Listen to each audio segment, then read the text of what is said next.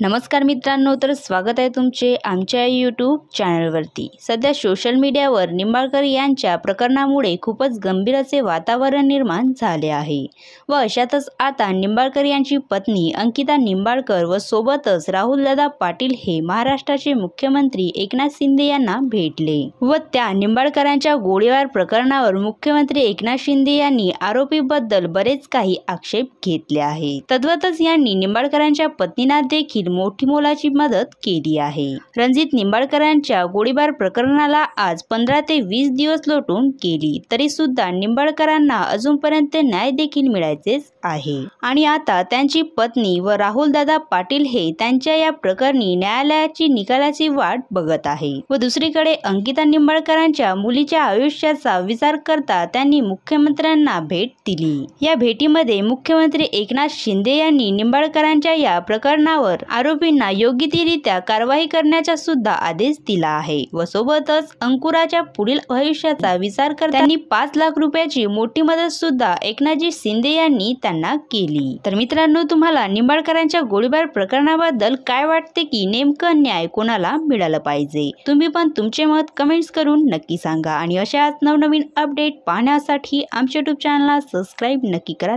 धन्यवाद।